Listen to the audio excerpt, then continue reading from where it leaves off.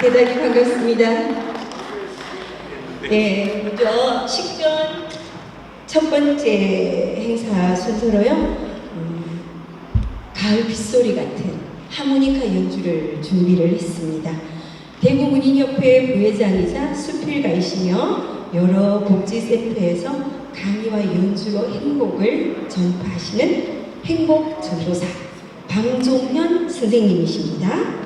들려주실 곡목은 오늘과 정말 잘 어울리는 노래 숨어오는 바람 소리입니다. 다시 한번 큰 박수로 청해보도록 하겠습니다.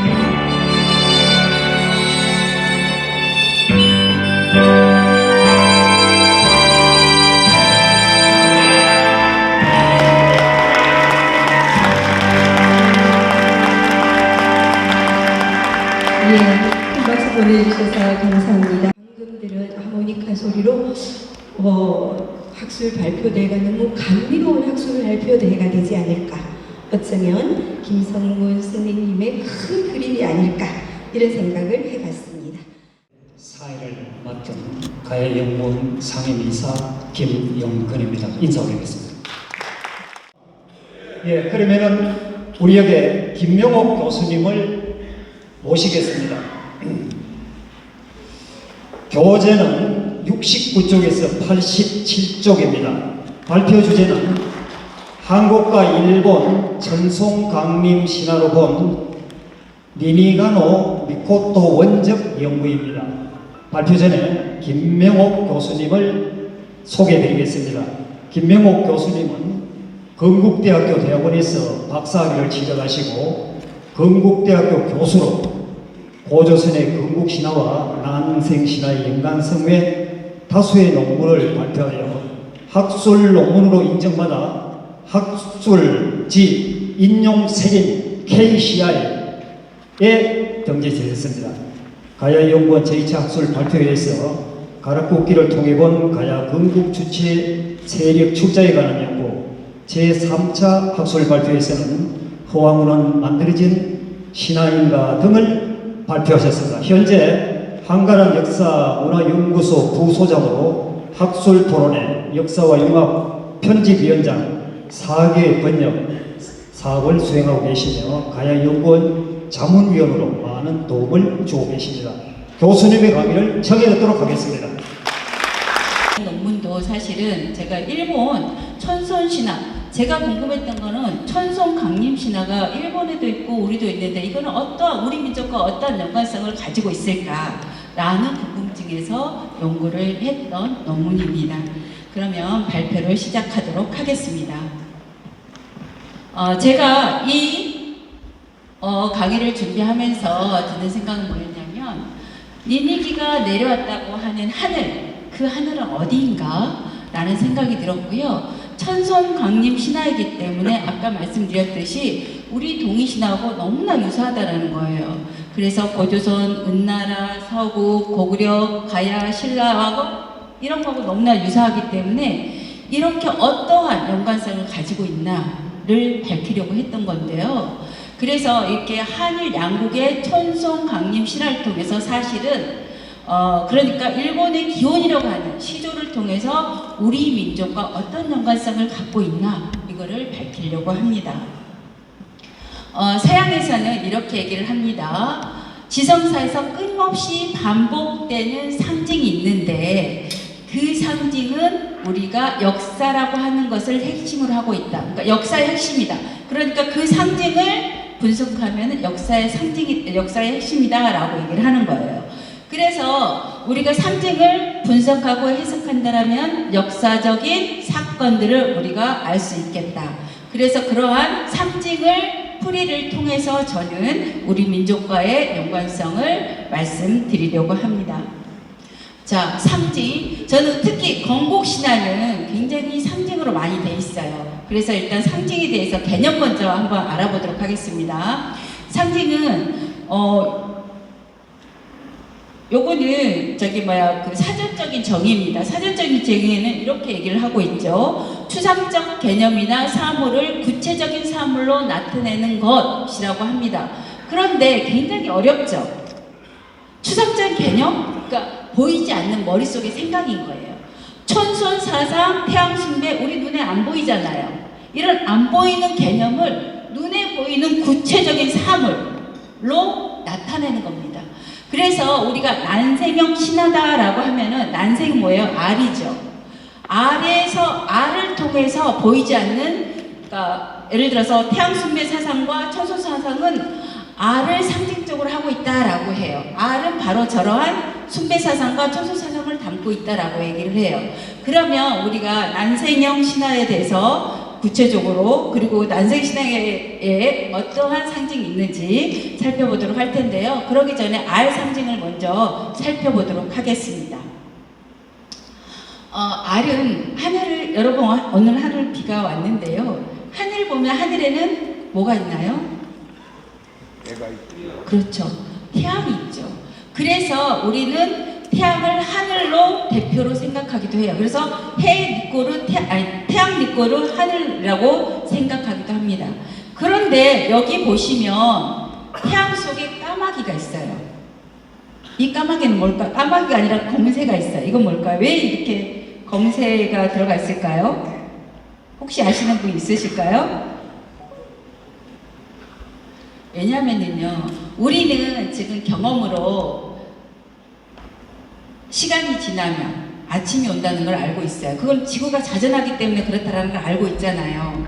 그런데 옛사람들은 그렇지 않았어요. 태양은 스스로 혼자 못 날아요. 못 떠요. 바로 저 새가 지고 날아야만이 뜰 수 있다고 생각을 했어요. 이거는 제가 해석한 것이 아니라요. 산해경, 이게 좀 너무 넓어진데요. 산해경이라고 하는 인문지리서, 그 인문지리서가 있고 그 다음에 신화집인데요. 이 산해경은 언제 어느 때 만들었는지 아무도 알 수가 없어요. 그런데 학자들마다 우리가 공통적으로 생각한 거는 전국시대부터 한나라 때까지에 만들어졌을 것이다. 그리고 그 누가 썼는지는 알 수 없지만 그 초나라 사람들이 동의에 대해서 썼을 것이다라고 그거에 대해서는 학자들 간에 우리가 이제 합의가 된 거예요. 그런데 여기 보면은 양고기에 부목이 있는데 한계해가 막 도착해서 한계해가 떠오르며 모든 해가 새에 실려 있다라고 얘기를 해요. 그러니까 저 얘기는 새가 날른다는 거예요. 근데 저 까마귀라고 저기 새라고 돼 있죠. 저거는 이 각박이라고 하는 그 학자가 위진시대 학자거든요. 위진시대 학자 각박이라는 사람인데 이 사람은 굉장히 박학다식하고 시인이에요.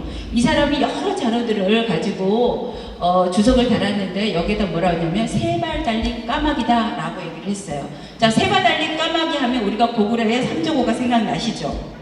네, 그러시죠? 그런 뜻이 이 태양을 지고 나르는 거는 저 세발 달린 까마귀 새가 지고 나른다라고 생각을 했던 겁니다. 네? 그런데 가만 보면 저기 보면은 저 위에서도 보면 태양을 지고 나르는 새 모양들이 보이시죠? 저런 것들이 다 그러한 생각을 반영을 한 겁니다. 그런데 그러면 어떻게 알이 태양을 상징하냐는 거예요. 자, 우리는 봄이 되면 새싹이 나오죠. 여름에 무성해집니다. 가을에 낙엽이 떨어지고 열매를 맺습니다. 우리는 시시각각 눈에 보이지 않지만 시시각각 변화가 일어나고 있죠.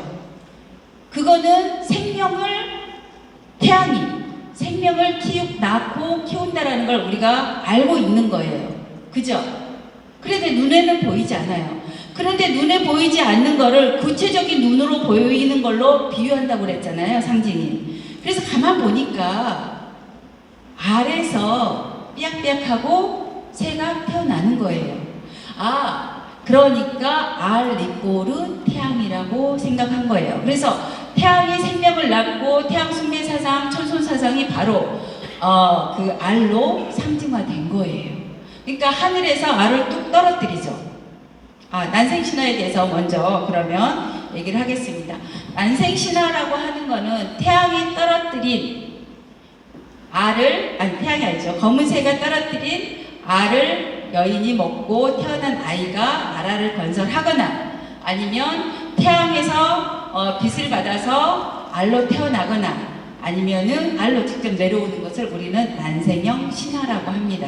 그런데 우리의 난생 신화는 보면은 우리 동아시아, 우리 건국 신화들이 다 그러한 난생 신화를 가지고 있죠. 그렇죠?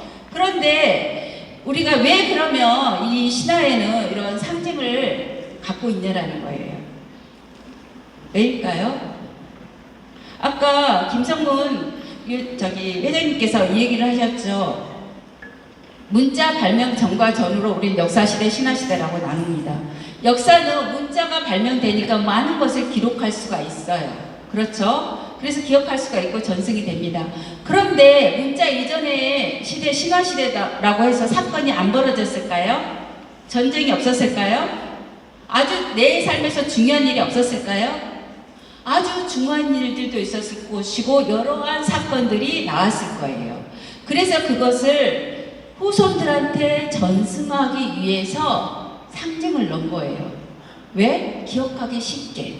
그래서 인류학자들은 이렇게 얘기합니다. 아주 중요하다고 여기는 그러한 삶의 정보들을 표현물 속에다 넣었다. 그림이라든가 이렇게 우리 이야기라든가 이런 거에다가 그 상징을 넣었다는 거예요. 그래서 상징은 종족의 기억과 사회 구성원들과의 관계를 나타내는 중요한 의미를 가지고 있다라고 얘기합니다. 우리는 생체적으로 DNA를 가지고 있죠. 그죠? 그런 듯이 문화에도 DNA를 가지고 있다라는 거예요. 그랬으니까 상징이 똑같은 상징을 쓴다라면 그거는 똑같은 문화권에 있다라고 얘기를 하고 있습니다. 그래서 우리는 이렇게 상징이 똑같은 것들, 이런 것들을 종족 문화 유전자 정보라고 저는 이렇게 얘기를 하고 있습니다. 이거는요, 이게 좀 저희가 그 가로로 했더니 많이 깨져가지고 좀 PPT가 좀 그런데요. 그러면 우리 민족의 시조는 어떻게 되었을까? 아까 이제 고조선부터 많이 얘기하셔가지고 저하고 좀 축적된 게 있습니다. 그래서 서로 보완이 아마 될 거라고 생각되는데요. 우리 민족은 저기 보시면 홍사문화라고 돼 있고 큰 덩어리로 빨간색으로 돼 있습니다. 여기는 앙소문화, 하동문화 이렇게 해가지고 한 덩어리가 돼 있는데요. 요화 문명이라고 하고 저기는 물음표가 안 돼 있어요. 여기는 항하 산동 문명이라고 했고 물음표가 돼 있습니다. 왜 그러냐면은요. 저기는 BC 7000년경부터 소화성 문화에서부터 홍융화 문화, 조부구 문화, 사회 문화 뭐 이렇게 쭉 문화가 하가정 하천 문화까지 쭉 내려오는데요. 여기 BC 7000년부터 돼 있고 이 지역은 요화 문명이라고 학자들 간에 동의가 된 겁니다. 그런데 여기 밑에 여기 큰 덩어리는 앙소문화, 하동문화, 이렇게 대문문화 이렇게 했지만 합의가 아직은 안 됐어요. 그래서 저는 상하 산동 문명이라고 해서 물음표를 해놓은 겁니다. 요하 문명은 BC 7000년경부터 시작이 됐고요. 그 다음에 항하 산동 문명은 BC 6500년경부터 시작됐습니다. 그러니까 요하 문명이 황하 산동 문명보다 500년이 더 앞선 거지요. 그런데 세계 4대 문명 아시죠, 여러분들? 세계 4대 문명보다 훨씬 더 이른 시기에 우리 요하 문명이 일어난 겁니다. 그럼 요하 문명과 산동 문명이 이렇게 주인공이 누구냐라는 거죠.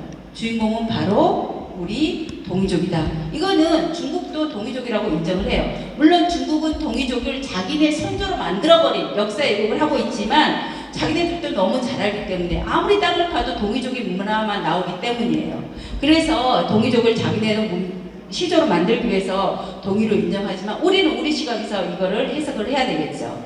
자, 그런데 문화 문명이 있어요. 제가 여기 앙소 문화, 불렁문화, 불렁가 문화, 이렇게 하무도 문화 이렇게 문화가 있죠. 일반적으로 문명은 기술 발달을 기본적으로 깔고 있어요. 기술 발달을 더 치는 거죠. 그 다음에 문화라고 하는 거는 정신 발달을 포함하는 거예요. 물질 문명 플러스 정신까지 포함하는 거예요. 그래서 일반적으로는 문화가 더 큰 개념입니다. 그런데 역사에서는 거꾸로예요. 이런 문화들이 모여서 문명을 이룬다라고 얘기를 합니다. 그래서 문명이 더 크다라는 것을 말씀드리고요. 자, 그래서 우리 이 지역을 좀 기억을 해주시기 바랍니다. 자, 대문구 문화도 좀 기억을 해주세요. 자, 우리 민족이 아까 요하 문명 그 지역에서 살 때 우리 민족이 사는 지역입니다. 여기는 이제 홍산 지금 요하 문명 지역인데 여기 보시면 북위 40도에서 45도 사이인데요.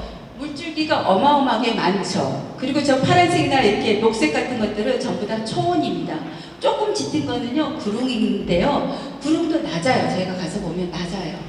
그렇게 낮으니까 굉장히 살기 좋은 곳이겠죠. 저렇게 저쪽에 보면은 시라무랭강, 소요와, 노아파, 교래아 해가지고 물줄기들 어마어마하게 많거든요. 그런데 이때는 우리가 홀로색이라 그래가지고 우리가 지구가 녹았다, 얼었다, 녹았다, 얼었다, 녹았다를 반복하면서 약 10,000년 전부터는 홀로색이라 그래가지고 그때부터는 대온난기가 시작됩니다. 기온이 계속 올라가죠. 너무너무 살기 좋은 그러한 시대입니다. 그러니까 이게 지금으로부터 8,500년 전이니까 우리가 문명이 아까 BC 7000년경부터 시작됐다고 그랬잖아요. 그러니까 그때 그렇게 문명을 꽃피울 수밖에 없었던 거죠. 자, 요거는 좀 이게 좀 주편에 있었으면 참 좋았을 텐데 가로로 편집돼가지고 잘렸는데요. 소화성 문화가 BC 7000년경부터 시작이 됐습니다. 물론 인물상이 나타났지만 반주거 형태도 있고 여기에 놀랍게도 빗살무늬 토기가 나옵니다. 여러분들 고조선의 표지인물이 뭔가요? 빗살무늬 토기, 고인돌, 비파형 청동검이잖아요. 비파형 검이잖아요. 그렇잖아요. 그러면 저기가 BC 7000년경부터 이미 빗살무늬 토기가 나왔다는 거예요. 그런데 저기 홍융화 문화에 보시면 빗살무늬 토기가 대량으로 나옵니다. 계속해서 다 빗살무늬 토기가 나와요. 그 얘기는 문화가 단절된 게 아니라 계승되었다라는 거예요. 우리 고조선까지 쭉. 그게 계승되었다라는 것이고, 용문화도 봉황도 5천년에 나오죠. 우리 문화는 부화 문화에서 보는 갑골이 발견됩니다. 우리가 삼나라, 은나라가 갑골로 점을 치잖아요. 우리는 샤머니즘의 민족이잖아요. 그런 것처럼 여기 아주 이른 시기부터 우리가 이런 것들이 나타나고 있다라는 겁니다. 여기 홍사 문화도 좀 기억해 주셨으면 좋겠습니다. 자, 여기가 좀 신석기 4대 문화권인데요. 신석기 4대 문화권 하면 거성문화, 빗살무늬 토기, 채동문화, 세석기 문화권이죠. 그런데 여기에 보시면 이렇게 4개가 중첩된 거는 바로 저 지역밖에 없습니다. 한반도를 포함한 요한문명과 한반도를 포함한 바로 저 지역이에요. 그러면 이거는 무엇을 의미하냐는 거겠죠. 그죠? 저거는 바로 적어도 저기에서 이 문화권들이 기원이 돼서 세계로 전파되었거나 아니면 각각의 지역에서 기원했던 이 문화권들이 전파되는 과정에서 아주 중요한 거점이 바로 여기라는 거죠. 그런 의미를 갖고 있겠죠. 자, 요거는 뭐냐면요. 2021년에 국제학술지 네이처에 실은 논문입니다. 이 논문은 뭐냐면요. 세계, 독일을 비롯한 세계 19개, 10개의 국가에서 고고학자, 언어학자, 유전생물학자들의 이 학자들이 모여가지고 연구를 한 거예요. 그래서 유라시아어, 그러니까 우리가 알고 있는 알타이어의 기원을 밝혀내는 거예요. 보니까 기원전 9,000년 전에서부터 농업이 확산되면서 언어도 확산되더라. 그리고 그 기원이 바로 여기 3번이 요하 지역입니다. 아까 제가 보여드렸던 우리 문명이 일어났던 그 요하 지역인데요. 3번 빨간색은 뭐냐면 신석기 시대를 뜻하고요. 초록색은 청동기 시대를 뜻한 거예요. 그래서 3번에서 5번은 5천년경에, 그 다음에 그 다음에 그 3번에서 5번은 5,500년경에, 그 다음에 3번에서 4번은 5천년경에 이렇게 확산이 되더라는 거예요. 그러니까 일찍이 기장이, 우리가 이제 흉흉한 문화가 거기에 있는데요. 흉흉한 문화가 거기에 기장이 나와요. 최초의 기장이. 그러니까 BC 7000년경부터 우리 소화서 문화가 시작되었던 것과 그 다음에 외국 학자들이 10개국의 학자들이 연구한 결과가 똑같은 거죠. 거기가 문명이 거기에서 나와서 세계에 전파되더라는 거예요. 그러니까 우리는 그동안 알타이어가 어디서 왔고 이동해가지고 뭐 했다는데 그거 거짓말이고, 밝혀지는 게 이제는 우리가 기원을 갖고 있더라는 거예요. 우리 민족이. 자, 제가 아까 말씀드렸죠. 난생신화라고 하는 거는 하늘에서 떨어진 알로 태어난 이러한 신화를 갖고 있는 건국신화. 건국신화의 분포들을 제가 사기하고 기타 등등의 1차 사료를 통해서 그린 그림입니다. 여기 보시면 베트남까지, 우리 베트남의 문남국까지 우리의 고구려 건국신화하고 아주 유사합니다. 서국의 서원항, 장강 밑에 저기 즈음에 서국의 서원항도 고구려 건국신화하고 똑같습니다. 이렇게 번박하게 제가 그린 그림이에요. 네, 요거는 일본 신화를 이제 말씀을 드리도록 하겠습니다. 일본이 어떻게 탄생된지 보여주는 그림인데요. 이장낙존하고 이장염존이 천부교, 하늘의 다리에서 긴 창을 갖다가 물로 이렇게 휘저었어요. 창으로 휘젓고 딱 들었더니 물이 똑똑똑 떨어지잖아요. 똑똑똑 떨어진 그 물들이 응고돼가지고 섬들이 만들어지는데 그게 바로 일본이다라고 얘기를 하고 있습니다. 그런데요, 니니기토, 그러니까 하늘에서 내려온 니니기토, 일본 신화를 보면은요, 천조 대신, 그러니까 아까 이장낙존하고 이장염존이 천조 대신을 만들어요. 천조 대신의 손자가 니니기예요. 어느 날 천조 대신과 고목신지명이라고 하는 신이 있는데요. 일본은 그 고사기하고 일본 서기 두 가지가 있잖아요. 일본. 그런데 각각이 조금 이름이 달라요. 이 서기에서는 고왕산령종이라고 얘기를 하는데 여기에서는 고사기에서는 고목신지명이라고 얘기를 해요. 그래서 저는 고사기에 따라서 얘기를 하도록 하겠습니다. 천조 대신하고 고목신진이 모여가지고 태자를 갖다가 이원 중국을 보내려고 해요.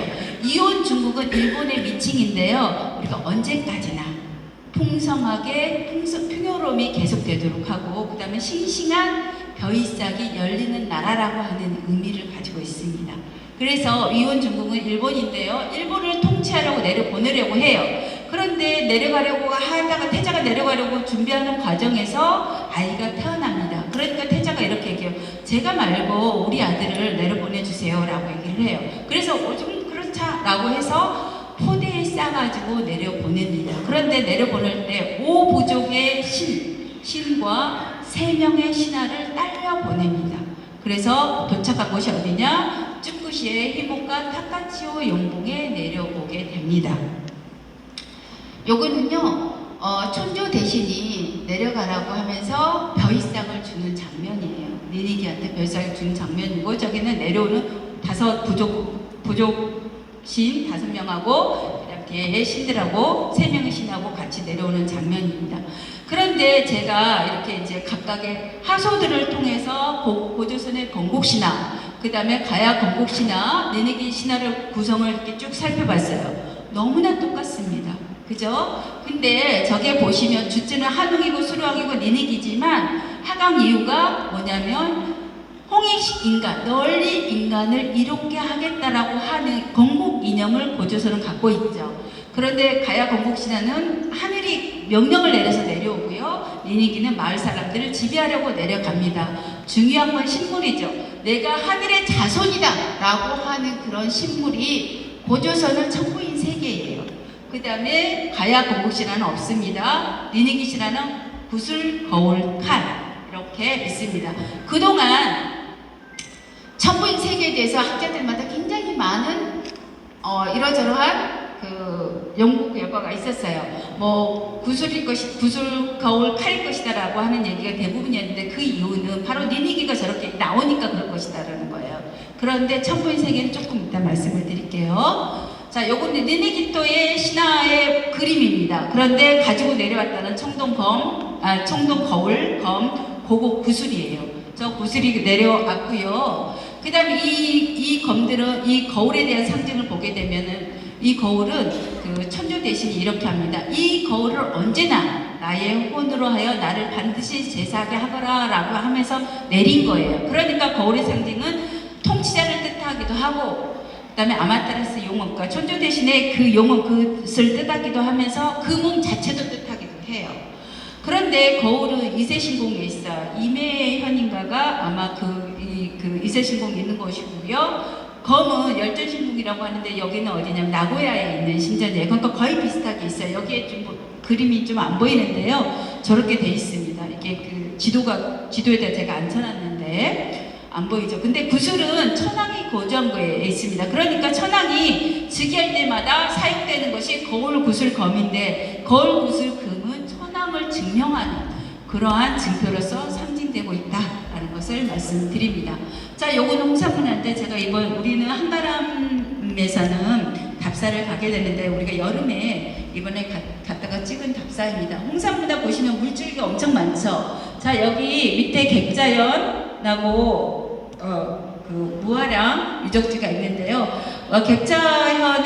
객자현의 동산치라고 하는 유적지에는 하늘을 상징하는 원, 그 다음에 땅을 상징하는 방, 그 위에 사람이 올라가면 천지인이 되겠죠. 거기에서 어디에다 제사 지낸다? 하늘에다 제사 지내는 곳, 제단이 동산치에 있습니다. 그 다음에 우아량에는 여신묘가 있는데 여신묘 조금 이따 보여드리겠습니다. 저기 보면 적봉이 있고 적봉이 옆에 오한기가 있어요. 오한기 아주 중요합니다. 조금 이따 말씀드릴게요. 저 위에 보면 남한기가 있습니다. 자, 남한기는 소요와의 물주기인 교례하고 노화파 사이에 있는 저 남한기인데요. 남한기에서 뭐가 나왔냐면요, 인장이 나왔습니다. 그런데 이 인장을 이 인장이 공식적으로 출토된 인장이 아니다라고 얘기를 해요. 그런데 옛날에 은나라에서 은나라 시대에 청동 인장이 3개가 발굴이 됐어요. 그것도 발굴이 아니라 그것도 정식 발굴이 안으로 나와서 이조품이다라고 얘기들이 되게 많았어요. 그런데 이학근이라고 하는 학자가 연구를 거듭하고 이거 상나라 거 맞다라고 하면서 중화 제1인장이라고 명명이 내려졌어요. 그런데 이것도 마찬가지로 정식 출토품이 아니다라고 해서 이조품이다라고 얘기를 합니다.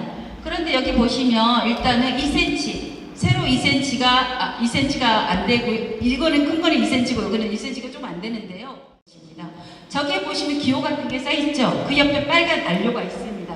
그러니까 뭔가를 썼다라는 거예요. 밑에도 빨간 안료 흔적이 있죠. 그런데 이게 홍산 문화의 옥인장 맞다라고 주장한 사람이 두 사람이 있는데, 이 사람들에 대해서 보겠습니다. 이 사람들이 손수도라고 하는 사람입니다. 이 손수도는 누구냐면은 중국 문물학회 옥기 연구의 이사예요. 이사를 역임했고, 중요한 건 1992년에 국가우수 특별수당 전문가로 선정이 됐어요. 게다가 이 사람이 왜 이렇게 중요하냐면 그동안 100년 동안 옥이 있었는데 이 옥이 어느 시대의 문화권인지를 알 수가 없었어요. 근데 이 사람이 연구를 거듭해서 이거는 홍산문화 시대의 옥기, 이거는 어느 시대의 옥기라고 옥기의 문화의 기속시대를 해결한 사람이에요. 그래서 중국에서 이 사람을 평가할 때는 뭐냐면 국내에서 조기 처음부터 끝까지 다 튼다라는 몇 안 되는 연구자, 고고학자라고 평가를 하고 있습니다. 그런데 이 사람이 이 인장을 가지고 뭐라고 얘기했냐면, 인장은 홍산의 옥조령, 지금 들고 있는 게 저게 옥조령이라고 하거든요. 이 옥조령, 옥새, 그러니까 날아가는 새, 옥조, 그 다음 옥벽과 같이 있었고, 그 다음에 출처와 시대가 명확하다라고 얘기를 했어요. 그 다음에 류수견인데요. 이 사람은 홍산문화 옥기 위험 연구라고 하는 논문을 발표했는데, 이 논문에는 뭐냐면, 이 논문에 사람들만 중국, 대만, 홍콩 등 모든 학자들이 주목을 했어요. 주목을 했는데, 이 왜 주목을 하냐면 이 논문이야말로 홍산문화의 옥기를 구별하는 그런 진위를 판별하는 그런 기준이 된 논문이에요. 그런데 이 아까 말했던 손수도하고 류수견 이 두 사람이 이거 홍산문화 맞다라고 얘기한 거예요. 그러니까 이 사람들은 자기 명예가 있잖아요. 자기가 명예가 있는데 만약 이게 위조품이라면 자기 지금까지 쌓았던 이 명예들은 전부 다 물거품이 될 겁니다. 그런데 이 사람들이 그렇게 주장을 한 거예요. 진짜 옥이다. 진짜 홍산문화의 옥 인장이다 라고 얘기를 합니다. 자, 그런데요, 우리가 일찍이 홍산문화가 아니라 일찍이 옥새가 있었다라고 하는 글이 있어요. 이게 뭐냐면 춘추의 운두추라고 하는 건데, 이건 뭐냐면 동중서라고 하는 전한의 학자인 동중서가 춘추에 대해서 주석서를 단 거예요. 여기 뭐라고 했냐면 항제시대 항룡의 그림을 지고 있는데 그 안에 옥새가 있었다라고 하는데, 물론 이 항제시대는 어느 시대인지 알 수는 없습니다.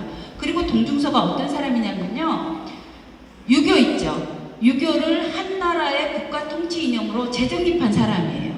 근데 그 사람이 그 주석서를 달아서, 춘추의 주석서를 달아서 이렇게 설명을 하고 있어요.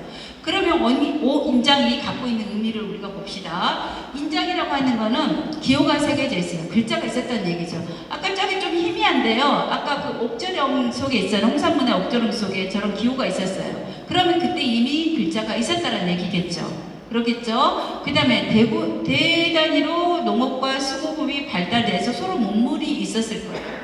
문물을 교류했다면 그거에 대한 증표로서 뭔가를 썼겠죠. 그 다음에 우리가 국가행정기관에서 고난을 상징하는 굉장히 중요한 도구가 바로 인장이라는 거예요. 그래서 저는 하늘에서 내린 신물 하늘에서 내려올 때 갖고 온 신물이 바로 인장이 아니겠는가. 세계 중에 2개만 발견됐지만 그 인장이 아니겠는가 라는 생각을 합니다. 자, 아까 제가 우화량 얘기했는데요. 우리 당군신화 다 아시죠? 당군신화 다 아는데 이 우화량에 여신묘가 있고 거기에 여기 보시면 곰발바닥이에요. 곰발바닥하고 저기에 새 날개가 있습니다. 같이 발굴이 됐어요. 그러면 우리의 고조선이 당군신화가 그대로 이렇게 유물로 확인되는 그 지점이다 라는 것을 말씀드립니다. 그러니까 초선종과 공부족이 통합된 그런 부족의 신전이다. 여기 우화량 여신녀는 신전이다 라고 얘기를 할 수가 있죠. 자, 아까 김성문 그 회장님께서 그 얘기를 하셨어요.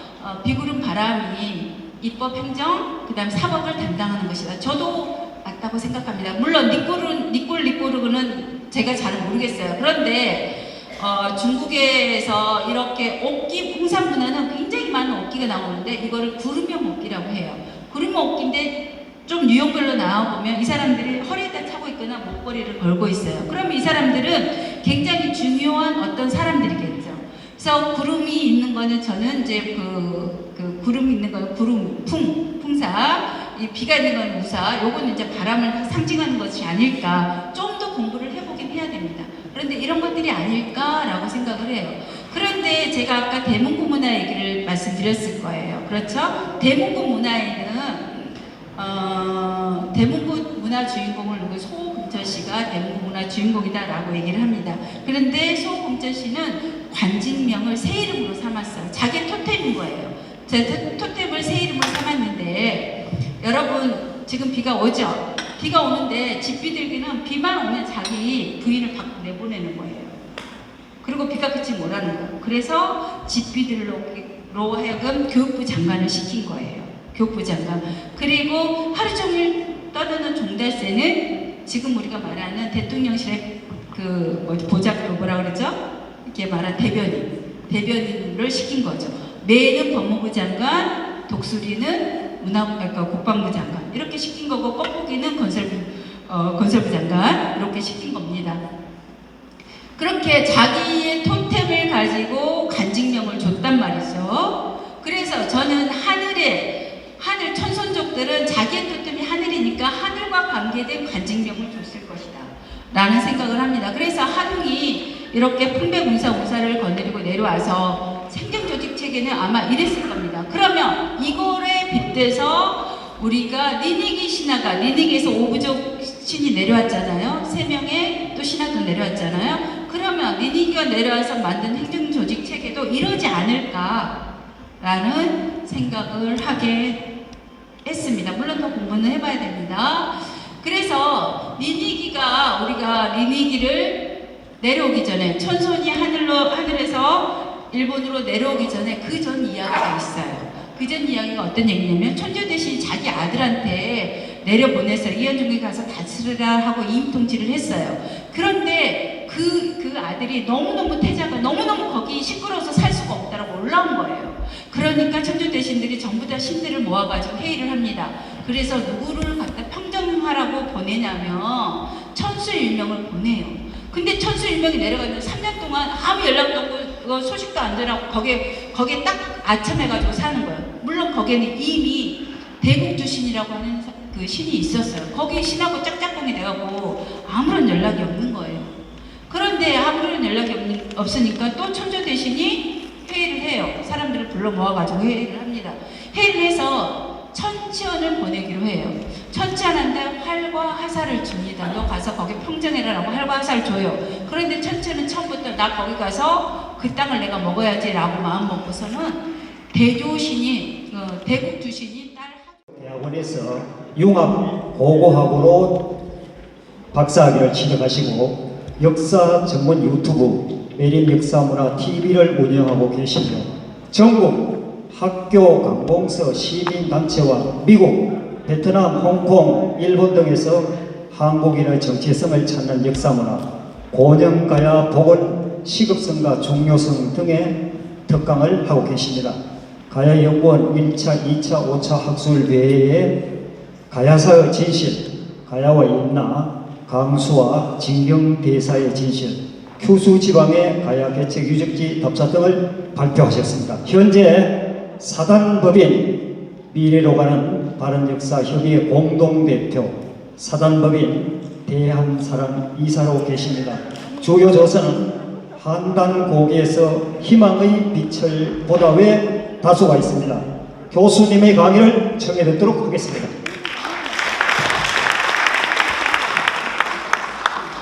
반갑습니다. 교수도 아닙니다. 아직. 저희 호칭해 주셔서 고맙는데요. 저는 이제 원래 전공은 역사가 아닙니다. 역사 아니고 산을 좋아해가지고 대학원까지도 이제 산 관련된 나무라든지 이런 쪽을 연구를 해가지고 그쪽으로 계속 이제 쉽게 말하면 생활했는데 이제 역사를 알고 나서 이게 역사운동 시민단체에 들어가가지고 또 이제 많은 이덕희 소장님이라든지 신백강 원장님, 박진환 이사장님이라든지 수많은 이런 그 제야사학자 이런 그분들을 또 모시면서 사무총장을 맡으면서 역사운동을 많이 해왔습니다. 그러다 보니까 이제 또 세월이 지나다 보니까 한 분 한 분 또 세상을 떠나시고, 그래서 이제 뭐냐면 그냥 처음에는 사무총장만 하면 열심히 일만 하면 되는 줄 알았는데, 이제 어떻게 되느냐면 자꾸 이제 한 분 한 분 이제 연세가 지나니까 어떻습니까? 이제 실무에서 실무 역할을 넘어서 가지고 그 다음 대타를 맡게 됩니다. 그러다 보니까 이제 역사를 다시 그냥 뭐 시민단체 역사운동 뒤에 가서 이렇게 사무를 보는 그런 차원이 아니라 이래가면 안 되겠다 해가지고 이제 뛰어든 것이, 이제 직접 이제 주민분들이 다 이제 근유하시는 것이, 그러지 말고 다시 역사학과 들어가라. 그래가지고 뭐 학교는 졸업은 옛날에 다 이제 뭐 다른 과정은 다 끝냈는데 다시 이날에 융합고고학과 들어가가지고 지금 박사 이제 과정을 거의 이제 마무리 다 지었습니다. 이제 다 지었는데 저는 이제 몇 년 동안 이제 강의를 하다 보니까 주로 하는 강의는 이제 동북공정하고 일본의 역사 침탈, 그리고 우리 국내 이제 뭐 조선총독부 시민사학 쪽을 겨누는 그런 쪽으로 그런 역사 운동을 하다 보니까 대단히 이제 말 그대로 저의 강의는 날카롭습니다. 그냥 이렇게 대충 넘어간다든지 그런 차원의 이제 강의는 아니고요. 역사는 가장 근본적인 것은 뭐냐면 기본이 사료하고 그 다음에 고고학입니다. 그리고 이제 그 사료하고 고고학을 풀어낼 수 있는 이런 다양한 시각을 가지고 역사를 접근해가지고 답을 찾아가는 것이 학문인데, 그걸 이제 최근에서 융합이라는 걸 가지고 오는데, 그러다 보니까 뭐 하나의 역사 현상이 있으면 그걸 해석하기 위해서 수많은 다양한 뭐 기후를 맡은 학자가 있으면 기후, 뭐 해양이면 해양, 이런 분들이 만나가지고 역사책을 딱 삼국사기라든지 보면 자기 시각에서 보이잖아요. 1000년 전에 물길이 삼국사기에 보면 이렇게 물이 바닷물이 일대했다. 요즘은 데이터 넣으면 그게 진짜냐 가짜냐 다 나와버립니다. 데이터가 다 나와요. 뭐 쉽게 말 한 단계에 천문 관측 된다는 그것도 놀라운 사실이지만도 우리나라의 지금 데이터가 어디 가느냐, 해양이라든지 보면 1000년, 2000년 전에 조소의 현황까지 몇 cm까지 물이 올라왔다는 것까지 다 잡아냅니다. 그렇기 때문에 삼국사기 기록, 유사의 기록이라든지 그런 기록을 보면 이걸 데이터를 넣어보면 진짜냐 가짜냐가 나와요. 그러면 이게 거짓말이냐, 그동안 이제 그걸 가지고 우리나라 역사학자들이 논문을 써왔는데 이 양반 논문이 맞느냐 틀리느냐를 어떻습니까? 그거 보면 나와버리잖아요. 데이터 잡아놓으면. 그러다 보니까 지금 우리나라 역사학도 융합적 시각에서 수많은 다양한 대학 교수 하시는 분들도 자기 전공하고는 다르지만은 뭐 역사에 관심이 있어가지고 내가 역사를 보니까 내 전공 분야에서 보니까 이렇게 보이네, 이런 쪽으로 해가지고 다양하게 자기 역사를 이제 접근합니다. 그런데 문제는 뭐냐, 우리나라 사학계에서는 그렇게 접근하지 말라고 지금 경고를 두고 있습니다. 오지 마라. 오직 역사학 박사는 우리 정규과정 국사학과를 나와가지고 거기서 박사학위를 따고 교수가 돼야만 쉽게 말하면 역사학 박사지, 다른 전공 분야 국사학과를 나오지 않은 그런 사람들은 뭐냐, 이거는 쉽게 말하면 전문가가 아니다. 절대로 오지 마라. 만약 그런 분들이 역사서를 하게 됐다면 어떻습니까? 바로 공격이 들어와가지고 유사 사학자가 나와서 역사를 해석했다고. 지금 우리나라 사학계에 요리가 있습니다. 다른 나라는 절대로 그건 아닙니다. 일본이라든지 주변의 국가는 그 역사 하나를 해석하기 위해서 국문학, 뭐 해양, 수많은 학자들이 들어와가지고 어때요? 그 역사 하나를 찾아내기 위해서 발버둥 치는데 우리나라는 뭐다? 접근 금지. 절대로 국사학과 외에는 접근 금지. 이러다 보니까 어떻게 되어버렸냐면 말 그대로 그들만의 리그가 돼가지고 지금까지 자기들이 만드는 논리를 절대로 부정을 못합니다. 부정을 못하게 하고요. 거기에 대해서 부정을 한다 하면 바로 또 공격을 해가지고 말 그대로 역사 밖에서 이제 아예 뭐 나오지를 못하게 만들어버리죠. 그러다 보니까 지금 우리나라 역사학이 어디까지 가버렸냐면 동북공정을 당했는데, 아시죠? 제 같은 말을 계속 반복했는데 동북공정을 당했는데 동북공정을 비판한 논문이 없습니다. 제가 동북공정 논문을 이제 냈는데 KCI에 등재됐고요. 그게 이제 나중에 보시면 요번에 영어 저널지에 실릴 겁니다. 근데 제가 그걸 동북공정 논문을 쓰면서 왜 이게 우리나라 학자들이 동북공정 그걸 벌써 10년, 20년 전에 계속 이야기를 했는데 도대체 왜 동북공정의 핵심을 이렇게 누가 이야기를 안 할까 해가지고 선행사 논문을 조사를 했거든요. 선행사. 한 100편, 200편의 동북공정, 동북아 역사재단, 뭐 수많은 대학교 교수들 차원에서 쓴 동북공정 논문을 싹 조사를 해보니까 어떤 해석이 나오느냐. 정작 동북공정의 핵심은 아무도 안 건드렸어요. 비판 안 해. 왜? 이거 잘못 썼다가는 뭐냐. 중국에서 오지 말라잖아. 오지 말라고. 특히 역사학자들, 우리나라 역사학자들 나서가지고 동북공정이 무엇이다, 잘못됐다 이래서 버리면 어떻습니까? 중국에서 오지 말합니다. 블랙리스트로 가버리면. 그러다 보니까 선행사 논문을 근거 20, 30편 쫙 100편 이상을 보면서 그 중에 이제 한 30편을 추려가지고 논문을 엮어가지고 보니까 결국 뭐냐, 동북공정의 핵심 비판한 학자들은 지금 서울대, 연대, 고대 한 명도 없었습니다. 동북아 역사전에서 한 명도 없었습니다. 어느 면에서는 거꾸로 이야기를 해요. 우리나라 사람들이 동북공정에 불쾌하게 생각하는 이유가 뭐냐, 우리나라 언론사들이 그렇게 조작했다, 이렇게 논문 쓴 인간도 있어요.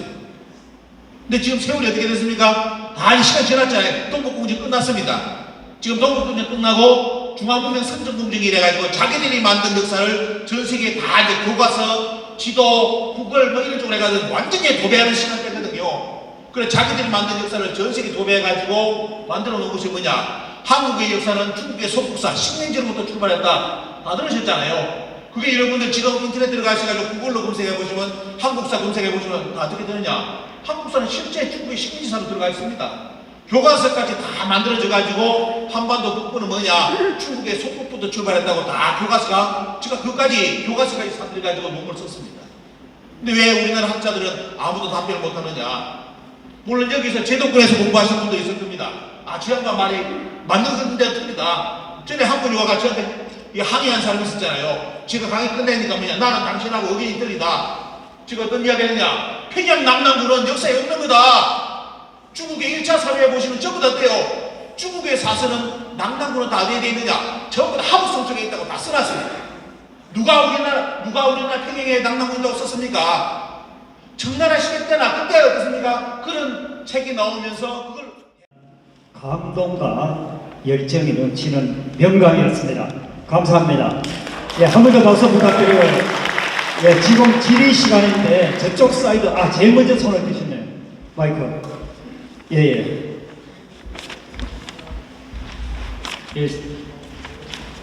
원장님께서 소개가 있었지만 김차섭 우리 부회장님.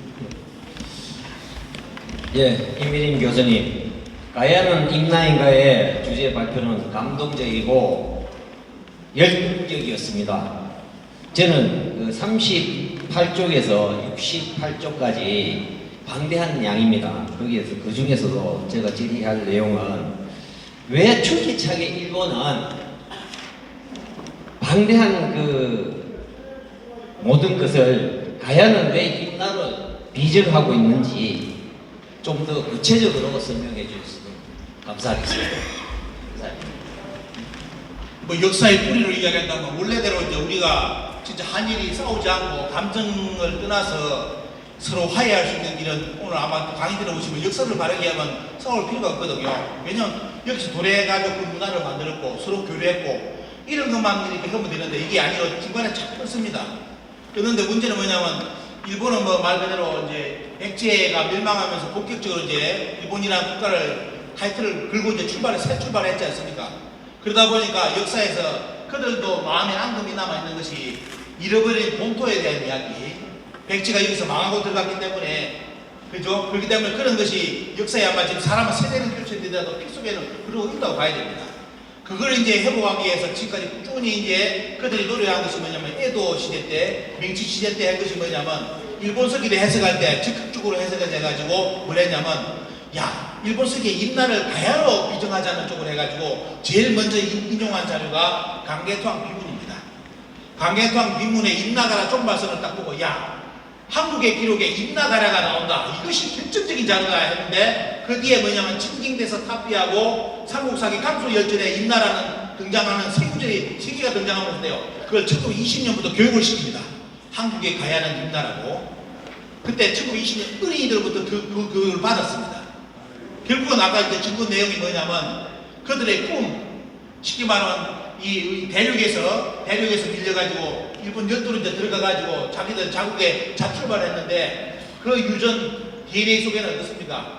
어떠한 자기들의 그 본토에 대한 희망이 있는데, 그것이 결국은 임나로서 이제 표출됐고요. 그것이 침략으로 돼가지고 조선시대라든지 우리에게 많은 상처를 줬죠. 가면 갈수록 상처를 이제 입혀왔는데, 우리가 이제 언론에서 보면 한일 관계의 화해를 이야기하지만도, 화해를 시킬 수 있는 방법은 가장 큰 건 뭐냐, 역사적 논리 속에서 가야와 임나를 분리하는 겁니다. 그리 안 하면 돼요. 화해 절대로 안 합니다. 똑같이 동북공정 논리처럼 북쪽에 남남군이 있다고 한국에서 주장해 줬기 때문에 한국은 뭐다? 중국의 속국사였다. 이 주장하는 것처럼 일본에서도 입장에서도요. 한국의 여러 학자들이 가야가 임나라고 저렇게 친정까지 붙여다 논문까지 수백 편을 썼는데 이건 결국은 우리나라 땅이라는 거 너희들이 공식적으로 인정한 거냐? 인정한 거 아니냐? 이런 식으로 동북공정 논리를 가지고 들어온다면 어때요? 이거는 화해보다 또 다른 전쟁이 또 있습니다. 있고 그리고 문제는 뭐냐면 우리 여기 계신 분들 세대 때야 이런 역사에 대한 인식이 있어가지고 이걸 비판하고 할 수 있는 능력이 있는데 우리 다음 세대는 이 가야 임나를 공부 못합니다. 역사를 지금 역사 공부를 안 하기 때문에 그러면 그냥 자연스럽게 북한 땅은 중국 땅, 밑에는 임나 땅이 일본 땅이라는 거 그게 제가 100년 전에 조선 총독부 자료를 연구를 싹 했는데요. 그때 가르친 교재 가장 핵심적인 내용이 뭐냐면 북쪽은 진화의 영토, 남쪽은 일본의 영토라고 가르치라는 거. 그게 그대로 그때 박혀 있었습니다. 근데 그게 딱 지켜보니까 어때요? 100년 후에 동북공정하고 지금 가야 임나로 나타나더라고요. 그래서 여기서 선을 그어야지 이걸 끊지 못한다면 우리는 다음 시대 때 역사도 공부하지 않은 세대들한테 진짜 말 그대로 우리 역사 영역을 완전히 이제 중국이나 일본으로 넘겨줄 수 있는 그런 쪽으로 나가니까 역으로 보면 뭐냐면 일본과 중국은 그걸 노리는 겁니다. 한반도가 너무 불안하기 때문에 그 논리를 충분하게 쓸 수 있는 카드가 앞으로 존재하기 때문에 일본은 임나를 지금 계속. 근데 문제는 뭐냐? 일본에서는 우리 자기들이 나서서 임나를 강조 안 합니다. 누구를 내세우느냐? 일본에 유학한 우리나라 학자들 그 사람들이 전부 다 우리나라 국내에 들어와서 지금 교수가 되었고 가야가 임나로 논문을 다 쓰고 그 사람들이 후대를 가르쳐가지고 대학 교수가 되면서 어때요? 수많은 제자를 길러내가지고 지금 가야를 임나라고 주장하고 있습니다. 일본은 어때요? 절대로 앞에 안 났어요. 안 나서고 코 안 풀고 뒤에서 다 하면서 모든 작업을 마무리해놨기 때문에 문제는 발등에 불 떨어진 것은 국내입니다.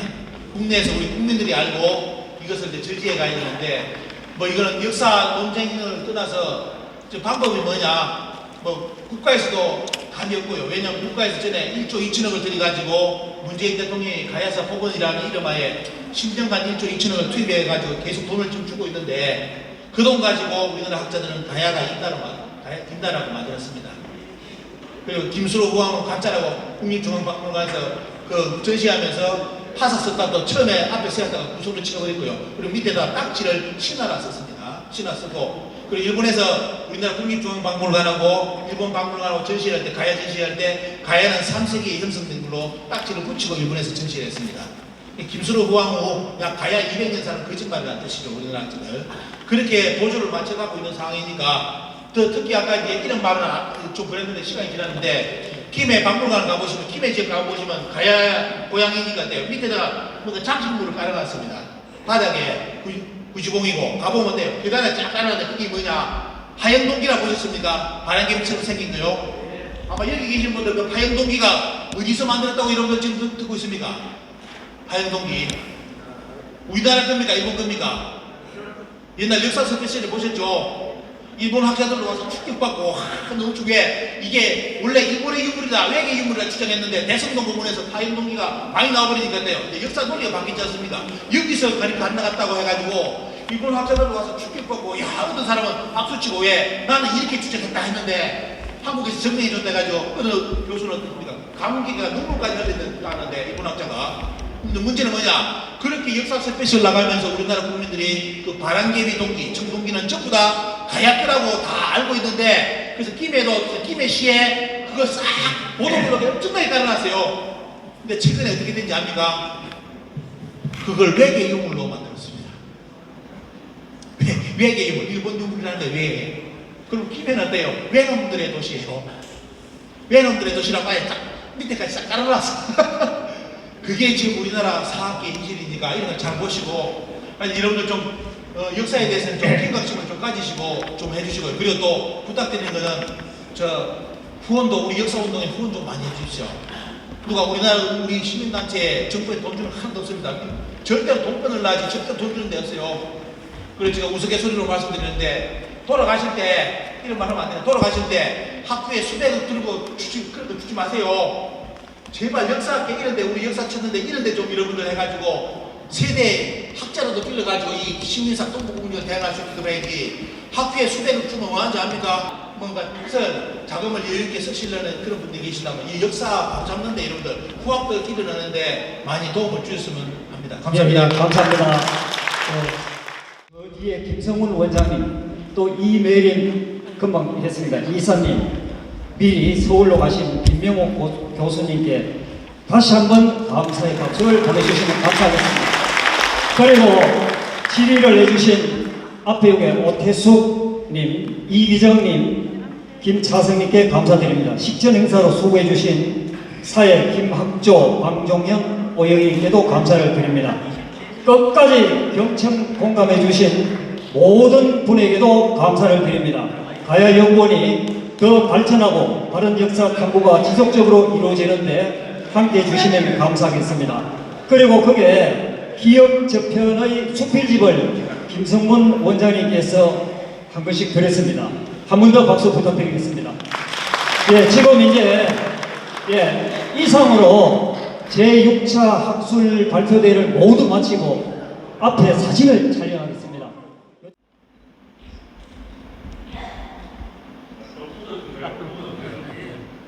전부 기자님들 있어요, 여기. 네.